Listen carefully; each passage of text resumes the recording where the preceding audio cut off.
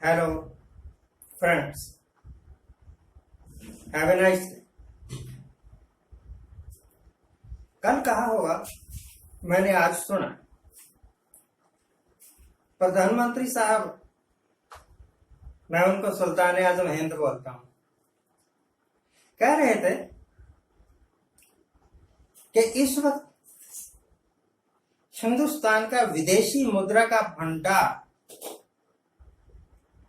Record सदर पर पहुंच गया। अब एफडीआई रिकॉर्ड सतर पर हो रही है। इंडिया में फॉरेन इन्वेस्टमेंट बहुत हो रही है इंडिया में। जब प्रधानमंत्री बोल रहा है तो सच ही बोल रहा होगा, क्योंकि आज तक उन्होंने कुछ ऐसी बात तो कही नहीं जो तथ्यों के अनुरूप ना हो, जो सच्चाई के करीब ना हो। सच्चाई के करीब नहीं, सच ही ना। बड़ी अच्छी बात है कि विदेशी मुद्रा के भंडार रिकॉर्ड सतर पर पहुंच गए हैं। पर क्या अच्छा होता अगर आप ऐसे बताते कि 2014 में विदेशी मुद्रा के भंडार इतने लाख करोड़ थे और अब इतने लाख करोड़ है। तब हम कैलकुलेट करके कह सकते थे कि हाँ, सचमुच ही आपने 1%, 2%, 10% वृद्धि कर लिया इसमें। पर जितना बात कह देना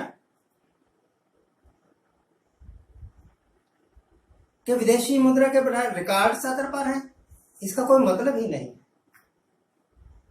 पहले कितना था रिकॉर्ड, अब कितना है रिकॉर्ड, कंपैरिजन करोगे तब पता लगेगा ना कि बढ़ गई या घट गई। तो भैया, जब प्रधानमंत्री साहब ये कह रहे हैं विदेशी मुद्रा के भंडार या एफडीआई बढ़ रहा है, तो प्रधानमंत्री साहब को यह भी बता देना चाहिए था, जरूर बताना चाहिए था, क्योंकि सारी कारगुजारियां है तो उन्हीं की। अगर विदेशी मुद्रा का भंडार बढ़ना उनकी अचीवमेंट है, तो रिकॉर्ड सतर पर बेरोजगारी बढ़ना भी तो उन्हीं की अचीवमेंट है। सबसे ज्यादा फैक्ट्रियां बंद हो जाना भी तो उन्हीं की अचीवमेंट है, नहीं? बड़े भयंकर फैसले लेने, नोटबंदी जैसे, लॉकडाउन जैसे, वो भी तो उन्हीं की अचीवमेंट है। जिस वक्त दिल्ली में कोरोना की दूसरी लहर आई, दिल्ली क्या, हिंदुस्तान के बड़े बड़े शहरों में तो हमने ड्रामा देखा। लोग ऑक्सीजन की कमी के कारण मर रहे हैं, ऑक्सीजन मिल नहीं रही, लोगों को तड़प रहे हैं सड़कों पर। यह भी तो उन्हीं की अचीवमेंट होनी चाहिए। He is the prime minister, he is responsible for all these things, नहीं? गंगा में तैरती लाशें, यह भी उन्हीं के जिम्मे आएगा, क्योंकि उससे पहले गंगा में लाशें तैरती नजर नहीं आई थी। बिना संस्कार के रेत में दबाकर लोग लाशों को भागे नहीं थे।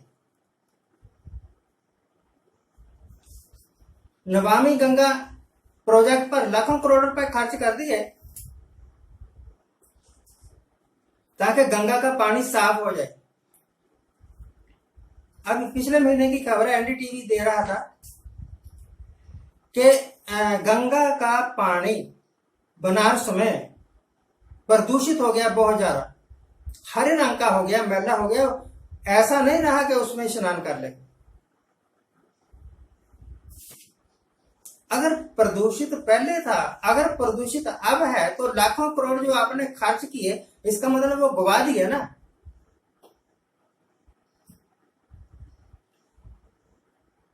यूपी में कहते हैं यूपी स्मार्टेस्ट स्टेट है इंडिया की, और ऐसी ही स्टेट में चलती औरतों की साड़ी उतरे। नॉमिनेशन भरने जा रही थी तो कुछ गुंडे मिलके उसकी साड़ी खींचने लगे। अभी थोड़े दिनों पहले की बात है। या फिर भाई एक हरिजन को अपनी बेटी की लाश तक ना दी जाए। पहले लड़की के साथ बलात्कार हुआ, हापड़ वाला केस, और कई जगह ऐसे केस हुए।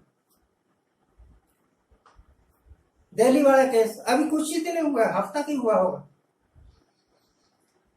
पानी, कूलर से पानी लेने गई लड़की, 10 साल की लड़की, और वहां पर शमशान घाट में था कूलर। वहां के पुजारी साहब ने उसके साथ बलात्कार किया, फिर मार दी, फिर जला भी दी। ये भी तो आप ही के राज में हुआ।